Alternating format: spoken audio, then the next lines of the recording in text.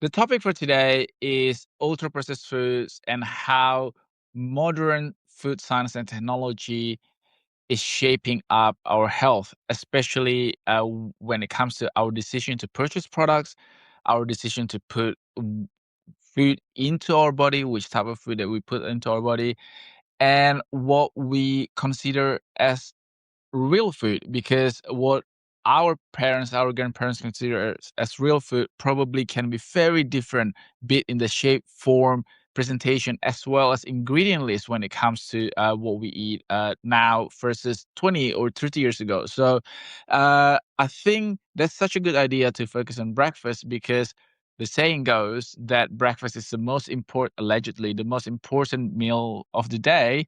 Yeah. Do you agree? I do agree, although I know that a lot of our listeners are going to say that they skip breakfast occasionally. Uh, I think, though, that it's really good to start your day strongly. And if starting your day strongly involves getting up, going for a run, coming back and sitting down in the quiet of a cafe and having a small breakfast with a coffee, that's awesome. I don't do that. I'm not a runner in the morning. So I get up, I wander down, say hello to my cats. Neither do I. Yeah. I'm a sourdough with coffee kind of person. Some more savory? More savory, perhaps. Peanut butter is my go-to. But then on the weekend, I might switch it up.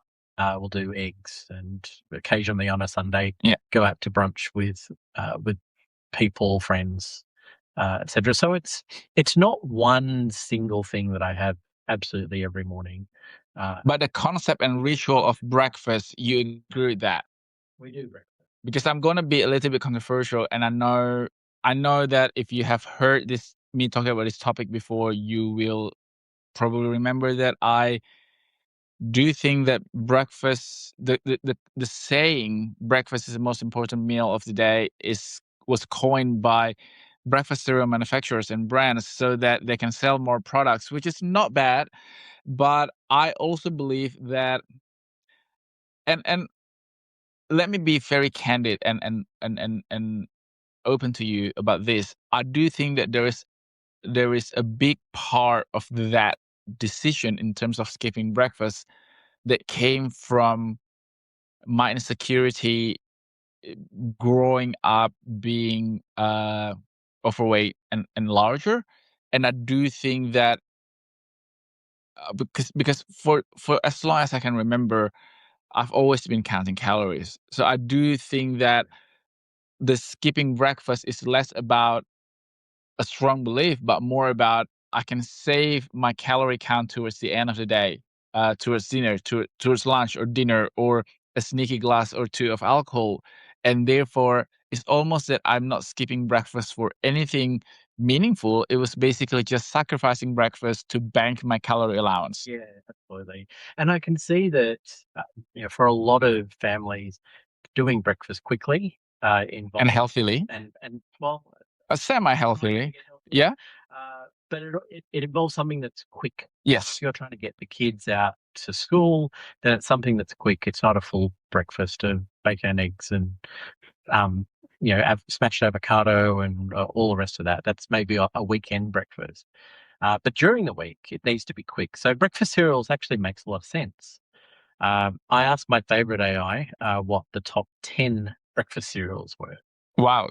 Give it to us. Well, I think that there's some controversy over it because if you go and ask I can't wait for this. Yes. which ones sell the best, I feel like that's a slightly different list. I was also looking through uh, a number of sites which talk about the top 10 healthy cereal. Okay. Uh, you may not be surprised to know that the list that I put together, uh, in terms of popularity, but also longevity of those cereals and breakfast food. So Wheat Bix, cornflakes, Sultana brand, Yes. top three. I mean, I'm sure they have been in the top three for decades. I think so as well. The interesting thing about Wheat Bix, I think, and I'm going to deal with this on each one of them because I never realized this until I built this list. So Wheat Bix, wheat, which sounds healthy, you know, Wheat Bix is spelled WEET. Yes. So it's not actually, it's not, it sounds like wheat. It sounds healthy. Now, Wheat Bix is pretty close to whole grains. Yes. So it is on the healthier side for sure. But then if I look at, say, neutral grain is number 4. Now, neutral grain has a reasonable amount of sugar in it. I think that it falls into the ultra processed foods category, and hence the topic of this podcast. But neutral grain or Nutrigrain, again, it sounds nutritious, maybe spelled NUTRI. It's Yeah. very clever marketing. And I think there is as someone who didn't grow up here but then came here as an adult, when you say about when you say the brand Nutrigrains, the first thing that came in mind was the Ironman competition, because for the longest time they are sponsoring that event, and for me coming here as an 18-year-old, that is the association that I made and have always held It's in my head. very aligned. Yes. And we've all seen the ads growing up about how it gets you going for the morning. Yes. And it might, because it's got quite a bit of sugar in it. If we keep going down the list, we get Cocoa Pops, Fruit Loops, and even Milo's cereal. That I can get on board with as a dessert. Yeah, but again, the spelling of the name, and I didn't see this until I put them all down. You know, Fruit Loops sounds like fruit. Yes. Flavored like fruit. Yes. It's spelled FROOT. Instead of fruit. Exactly. Isn't that amazing? Now, Fruit Loops is very high sugar. Also my favorite cereal. But I have Fruit Loops maybe like once a month or once every 3 months. It's really I think it started its life actually as a sweet snack, not a breakfast cereal. Yeah.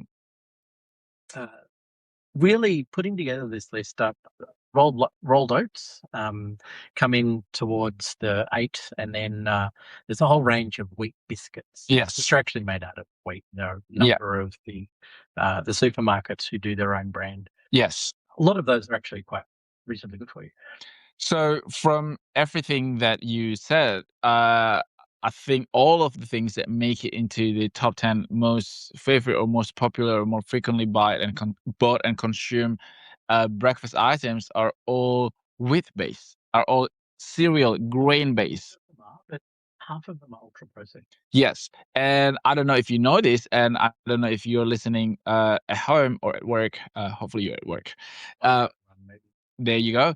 And notice that whenever it says that it's made with whole grain or made from whole grain, there is no legal requirement as to how many percentage of whole grain. That's number one. And number two, technically all flour or refined flour are made from whole grain, because once upon a time it's the wheat germ that has been processed into making the white flour, the refined flour. So this is a thing that a lot of people, especially younger generations and the new wave of parents, are fighting back against, especially in the US, because not for nothing, whenever, like you, I love going to the supermarket, especially when I'm in a different country or even sometimes in a different state or cities, right? Uh, what what they consider as better for you pantry products or food products there are just basically our normal staple here. Because, for example, pasta sauce. The amount of added sugar in the pasta sauce in the US is a lot higher. They are so much more accustomed to a sweeter taste in the tomato-based pasta sauce compared to us here. Breads in the US are Bread. And even when you go to a local baker, I have my favorite in California, San Francisco, great baker, but the sourdough it's got a sweetness to it, and it's just the local expectation. Yes, that's what consumers have been accustomed to through many, many years, right? And the other thing that I also often compare is the percentage of fat in their ground meat or mince here. So what we consider as extra lean is their lean, and what we consider as normal regular mince, or they call it ground beef there, I think ours, the range varies, but normally it's 12 to 15% for our regular mince.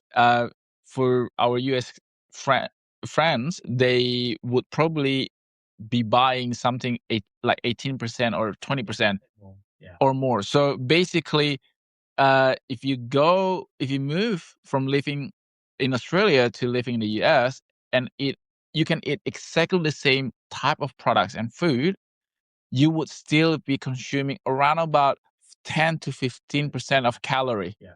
Calories. of calories in your overall diet. So I really do think that this is probably one of the reasons why the GLP-1, Ozempic, Wegovy brands product are so much more popular there, because um, overweight and obesity are a serious health problem there compared to us here, for example.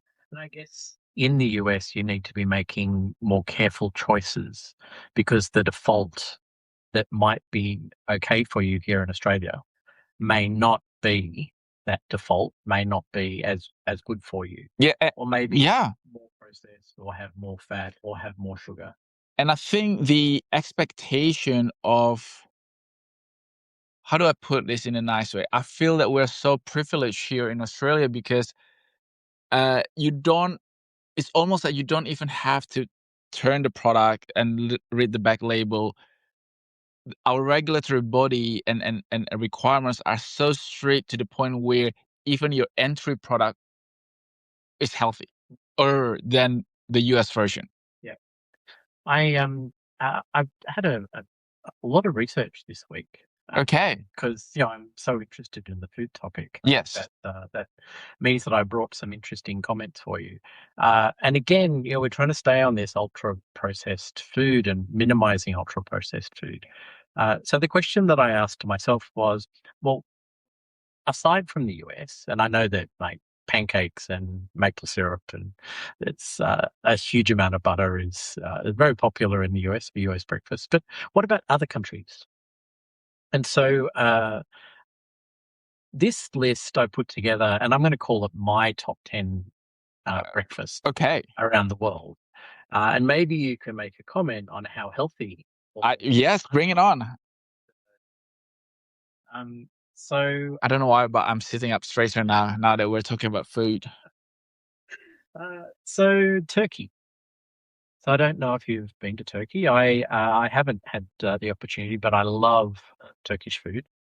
Um, in Turkey, as far as my research shows, egg dishes, but also cured meats, which I've seen. Like sashuka. Yeah, Yeah. sugar. And bagels as well. I didn't know about bagel. Yeah. Lentil soups, Okay. cheese pies. So it's a lot. It's this mix of savory, Yes. including meats, and then things that are baked, like the shashukat, Yeah. with a lot of tomato bases. It really sounds like a hearty breakfast to me. That what when you ask any Indonesian, that is basically how we would think of breakfast. So it's a lot more like that compared to the Western world. Yeah. Singapore. Can you guess what the Singapore? The kaya toast, The one. yes, with the thick slab of butter. Thick slab of butter. Often a coconut spread Yes. as well. Boiled egg is critical. Yep. Or soft boil. Also boiled egg. Yeah. And then the thick white toast, which Yes, sounds processed to me. it is. I can tell you it is. Favorite breakfast. How Yes. does that rate on the scale of processed to under processed? Well, they walk a lot, so I don't know how they compare to the rest of the world, but I do know that they, in terms of Southeast Asian countries, on average, their population walk around about, I think, 18 or 20% more than the average people in Southeast Asian country. So I think that they work for it. I do not recommend that for someone who either try to lose weight or someone who has predisposed condition to developing high sugar level or things like that, because a lot of these stuff are high in sugar. But again, my argument is that if you're going to eat something that is high in sugar, might as well have it in the beginning of the day. At least it gives you energy.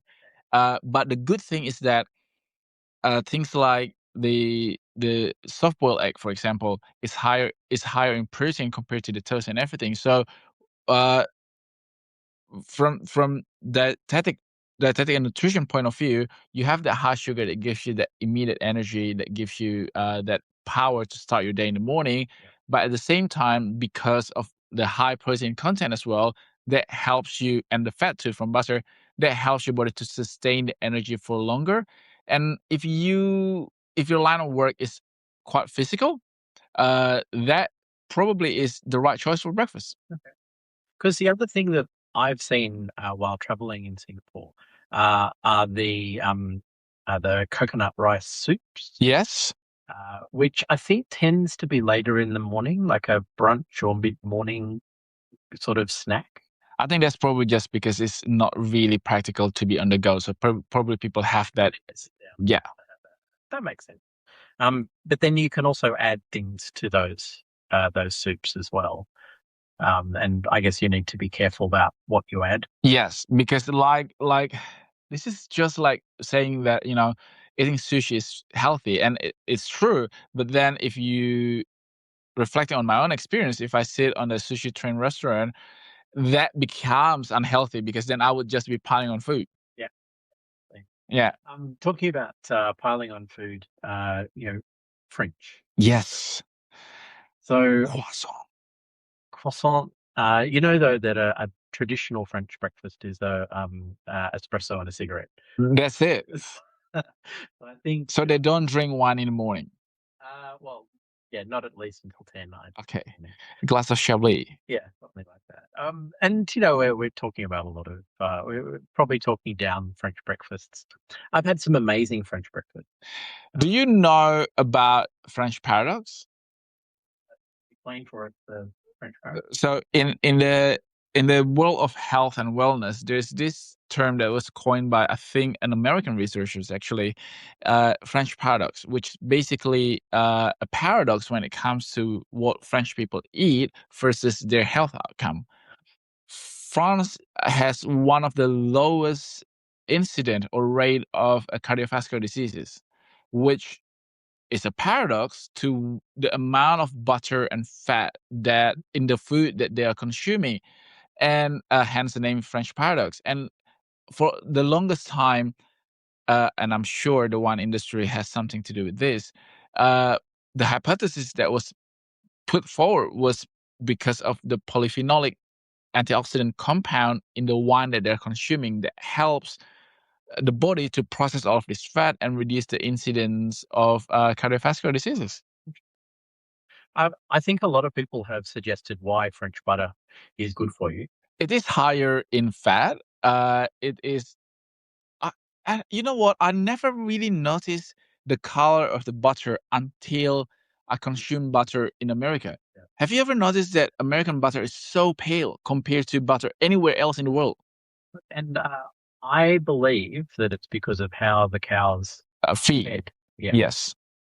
So if you finish a cow on, or if a cow's eating grains mostly, and indoors, it's going to be very different Compared to the grass fed.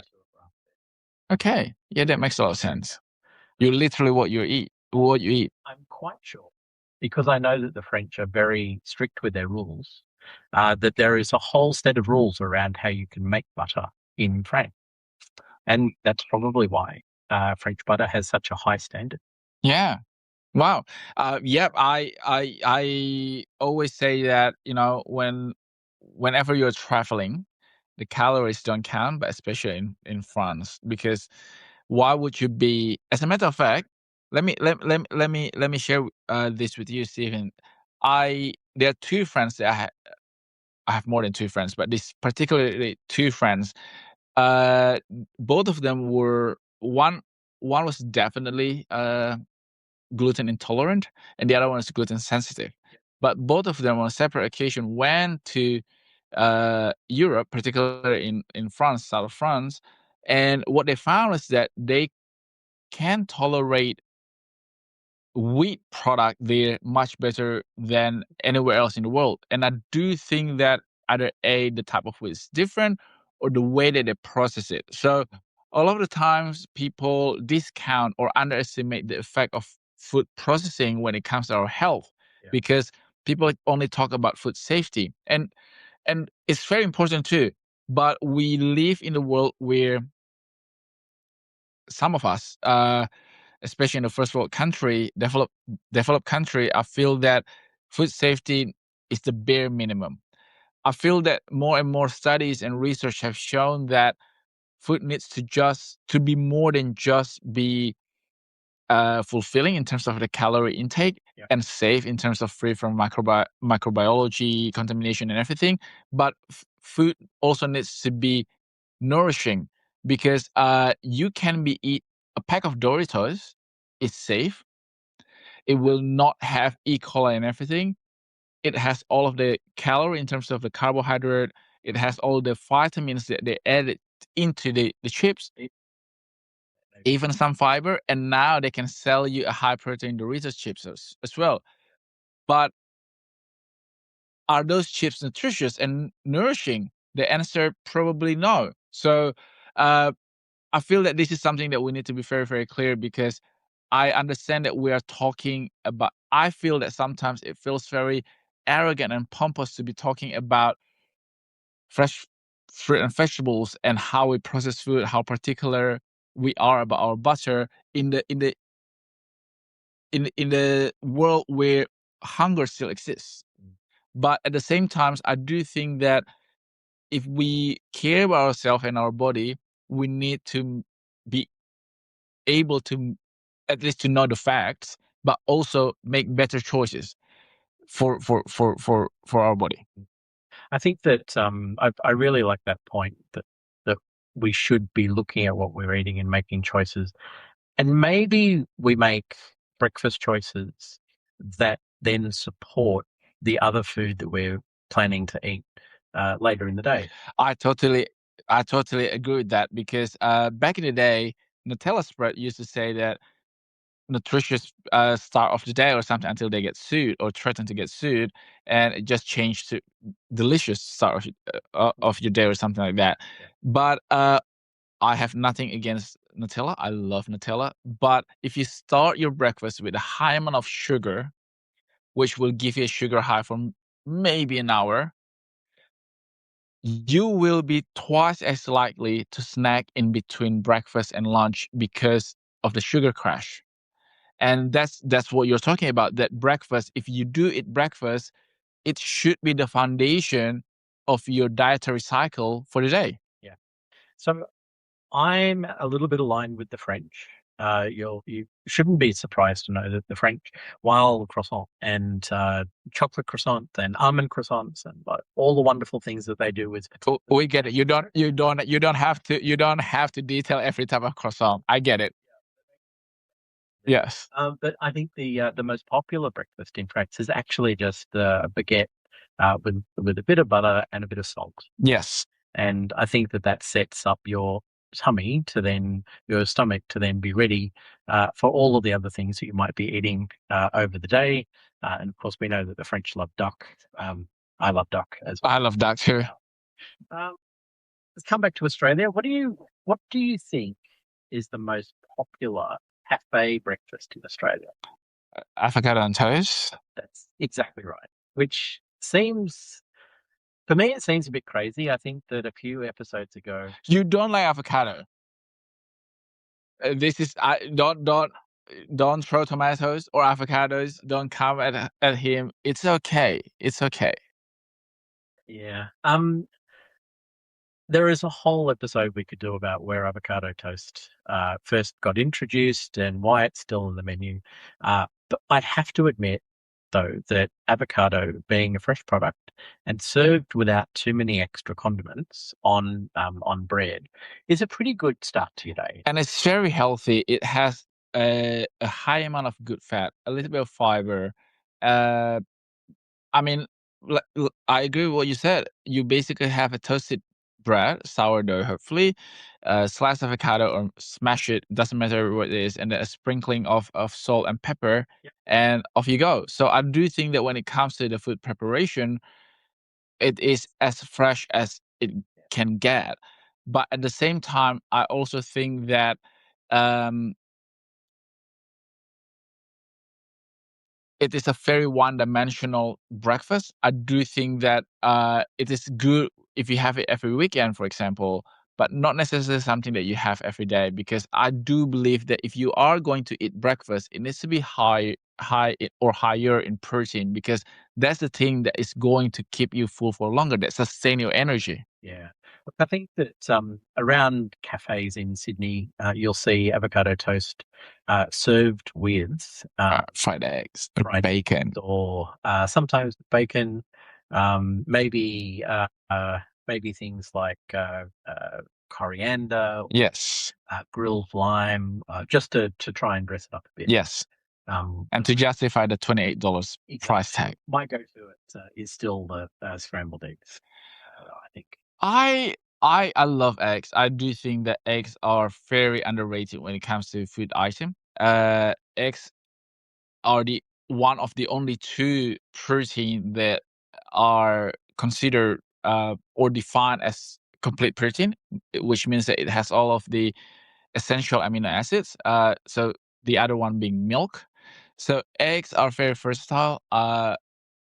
Scrambled egg, I love. I love an omelette or fried egg, even, or boiled egg. I really don't discriminate with eggs. And I have to say that I think people are coming back to eggs. I think there is.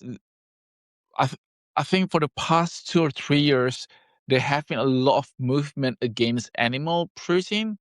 But when it comes to animal protein, and I'm all for sustainability and everything, eggs probably sits on top of at the top of the list when it comes to sustainability. I mean, as long as you buy your eggs responsibly. I don't go to pasture raised because I do think that now, because of the demand and everything, is still too expensive. But at least I go cage free. So Yeah, yeah. we never talk about that after that. Um, moving on. I the next country on my list was Sri Lanka, Oh wow. and I was quite interested. I haven't been to Sri Lanka, but I think when I go to Sri Lanka, I will just be having breakfast because Sri Lankan breakfast, according to my research, is very similar to my favorite breakfast when I go to Malaysia, which is Nasi lemak. uh, no, and we can also have a conversation about nasi lemak and the differences between Singapore, Indonesia, and Malaysia. Malaysia. But actually, it's a puffy piece of bread, so it could be a roti, Okay. or in Sri Lanka, it's a rice flour pancake, Okay. and then it's loaded with scrambled eggs. Sometimes it's loaded with buffalo curd, or sugar in the form of honey, or sometimes palm shavings as well. Um, Sometimes coconut. It just sounds delicious. I know. This. That means that it's going to have a sambar as well, Yeah. and that's my favorite thing actually. Out of Malaysia particularly, sambal, something that's really spicy and has all the anchovies and that heavy fish sauce, really sweet but very strongly chili sambal, wakes you up in the morning. I I I I I bet. Speaking of sambal and chili, I don't know if you know this, and I don't know if you want to know this, but one of the very first things that Stephen and I bonded over was actually our love for growing chilies and different types of chilies. As a matter of fact, we have exchanged chili plants. We have, Not chili plants, the yeah. chili from the plants that we grow. So I don't know what to say to that. I just basically thought of that when you mentioned sambal, but I actually now want to go to Sri Lanka too. It's definitely high on my list of places to visit for sure. Okay, what's next? Uh, Greece is next. And I know we're sort of, I feel like we're doing a race around the world on food just at the moment. But Greece is actually really interesting, I think. Um, Much more pastry and custard pastry than I had expected, which is popular for breakfast. Okay, like galactoburico. Yeah, that kind of thing. Wow. Or in Australia, we might think of it as a vanilla slice. Yes. Or oh, bear with me. In the UK, they call it the millionaire slice, I Yeah, think. yeah, Is it? Yep. correct. Yeah, with all of the pillow. Yes, filo On top. pastries. Um, I, I I looked at quite a few places just to confirm that It is what it is. Yeah. what it is, and also it's popular at breakfast. Um, but when I really thought about it, we're coming back to that lots of sugar and fat to start. Yes.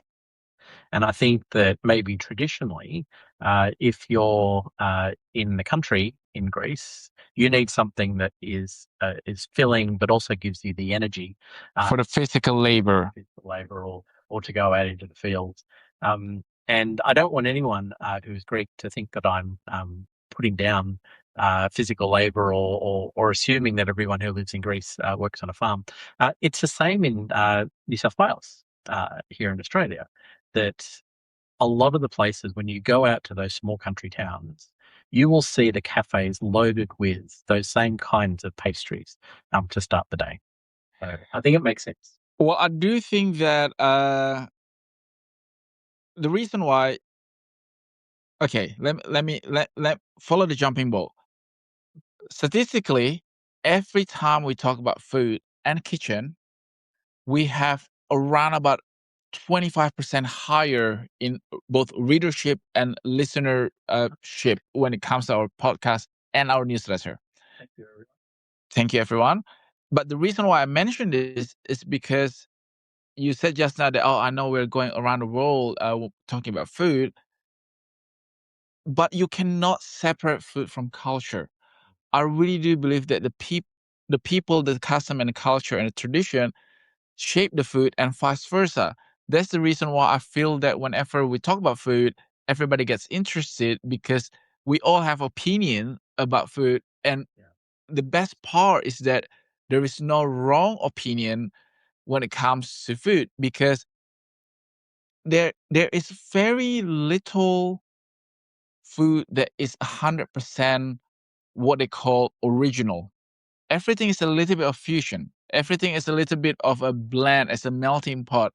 And one of the very good examples when it comes to authenticity of food, and the reason why there's no such thing as authentic food in my mind, because when we talk about Sichuan food, yeah, people would immediately think spicy, chili. What is authentically Sichuan is spicy. But if you don't believe me, Google this. If you look at the history of Chile, Chile was not endemic, was not grown naturally in China. It was introduced through Silk Road and everything. And the reason why the region of Sichuan was the one that took Chile up and incorporated into their food and culture was because Sichuan was a little bit of inland, which sounds contrary to the Silk Road and everything. But being inland, it was almost like sheltered from all the conflicts and war, which means that in the past, when you are not, when you didn't have to fight and were too busy to defend your village and villages and cities, you actually had time to develop the culture, including food. And that's the reason why Sichuan food is the way that it is today, because of the Silk Road, the introduction of chili, which is an outside culture. Because before that, authentic Sichuan food did not include chili. Wow. Wow. That is also an amazing segue to the last country that I wanted to talk about. Wow. It's Japan, Yes. which is really the opposite almost of what you were just describing. Japan being an island, and while there was certainly a lot of trade, uh, I think of all the places that I've been around the world, Japanese food and Japanese cuisine is maybe the most unique. in not only how it's prepared and what types of things are prepared, but also how it's served. So I had the privilege of traveling to Japan last year. My wife and I spent a couple of weeks in Japan, and we had a lot of Japanese breakfasts. And quite frankly, it's a little bit daunting when you sit down for the first time, and there are like 10 different little dishes Yeah, in front of you. You don't know what to start with. You don't know which goes with where. Yeah. which, and completely foreign to someone who'd never seen that before. Yes. Um, but when I looked around the table of food that was served to us, I could pick out some of the key things that we see in other cuisines as well. So a protein and often fish, Yes. depending on where you are in Japan. But I had a lot of salmon Yes. for breakfast, which I maybe don't do in Australia. Maybe I don't have salmon for For breakfast breakfast. Yes. often. Occasionally in Sydney or Melbourne, you might get smoked salmon with scrambled eggs. Yep. Or on top of Only your dish that I can see. eggs Benedict. Yeah. Pickles. So that really opened my eyes to what you could have for breakfast. And that so sorry, the reason why truffle is because I think everyone will agree with me, including yourself, Stephen, that everybody respect their culture and food. But I have to say that on the top of the list when it comes to the relationship and respect of food, I have to say that the Japanese people and culture place food at such a high with such a high amount of respect because traditionally you can't even handle and make sushi unless you train under a sushi master for 10 years. Yeah. So the amount of preparation and some kind of training like how do I even say that? Like it's almost like so culturally embedded in terms of and ceremonially executed when it comes to handling food. So it it doesn't it's not such a strange thing that, say, for example, the puffer fish has to be handled with such care. Yes, uh, and they eat it uh, quite regularly.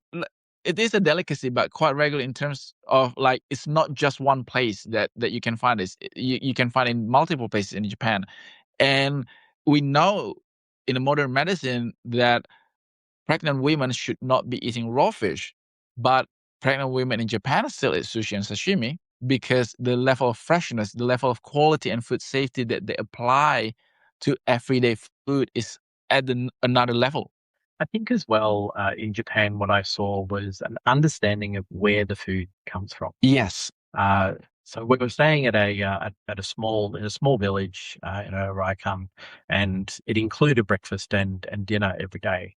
And on the first day that we were there, the owner came out to describe what the breakfast was, which is really lovely of them.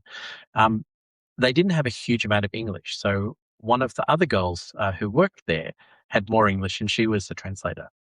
And on the very first day, there's this little bowl of almost fluorescent green seaweed, wakame. Yes. So I looked at it. I said, "Oh, I love seaweed." And there was, I kid you not, there's like a 10-minute story of where it came from. Yes. It's handpicked in this particular town, and then it's driven to this person who then packs it in this special paper, and then it's sent to where it gets dried, and then it gets then reanimated with water from this particular spring. Yes. Uh, it's amazing. It is, and this is the thing why I have such a dualism when it comes to food, um, in the sense that what a privilege to be able to trace your food and to handle it with such respect and particularity. But at the same time, we still have quite a large number of people struggling to feed themselves. So I always think of that.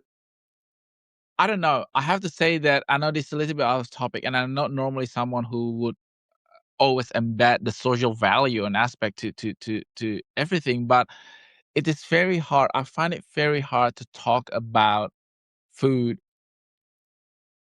without trying to think about the problem that we have with food, because we now frown upon ultra processed food or ultra processing of food. Yeah. However, without the ultra processing technology, half of the world will live in hunger.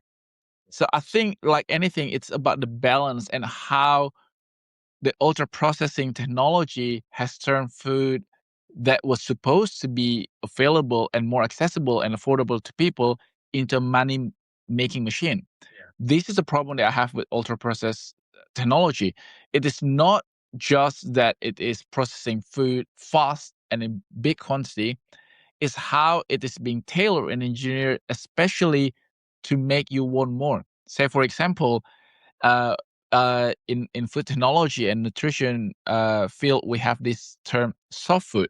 So soft food means that uh, something that requires really small amount of effort to digest, and it enters your bloodstream really quickly in terms of the sugar, but then it also affects your dopamine center in your brain that makes you want more, want to eat more. And that's the reason why once you open a pack of chips, you cannot it's very hard for you to physically stop until you finish the whole packet.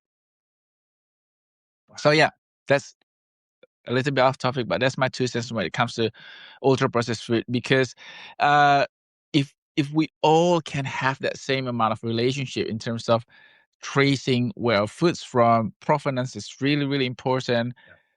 But at the same time, I don't want you and everyone who's listening thinking that uh, food processing technology is all bad, because without that, we cannot feed the masses.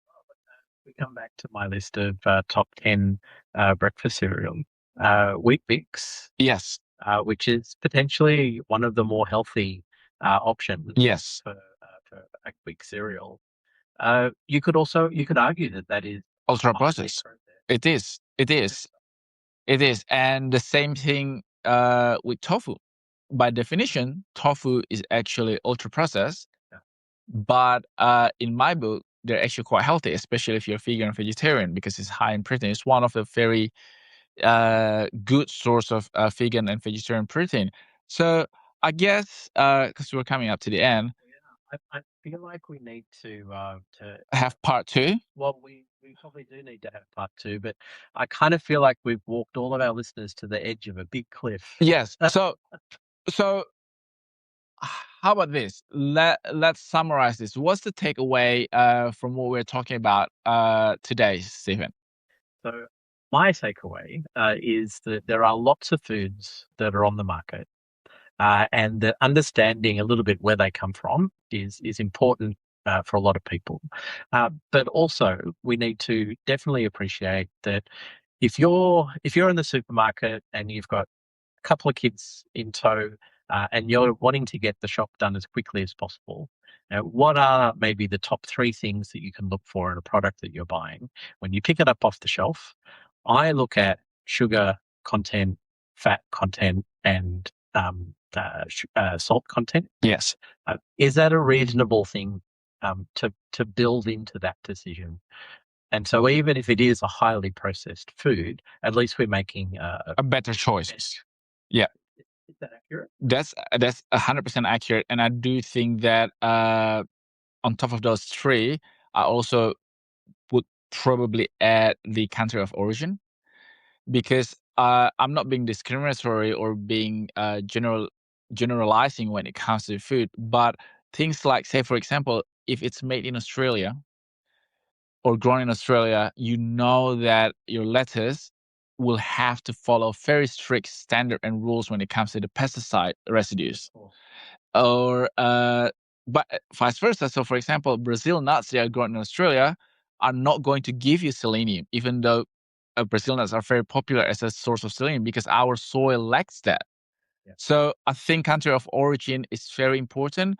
I always try to buy grown, produced, and made in Australia products, because especially for fresh fruit and vegetables, because I work very closely with farmers and I want to support them. But at the same time, they literally and legally have to follow a set of rules and standards. They are very, very strict. Excellent. Awesome. Well, thank you. Next week, I will try to be on. We will try to be on because guess what?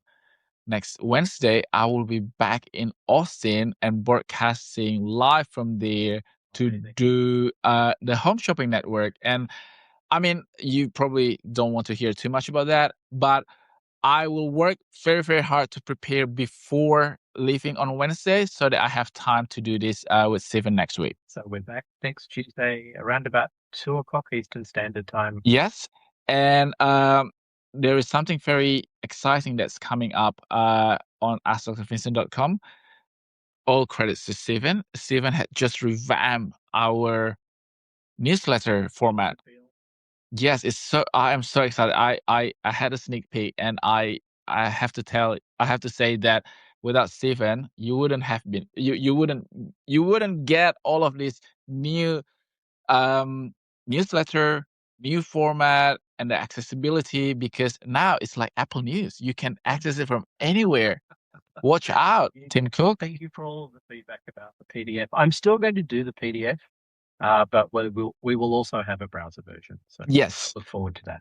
And I have to say that I print out all the PDF because once, like, when Olivia, my daughter, grows up, I want her to know that you can have the mint version of our After Hours newsletter. So on that note, thank you so much. Thank you everyone for listening again, and looking forward to hearing you all next week. Yes, and the recording of this podcast will be live on Sunday along with the newsletter. So bye bye.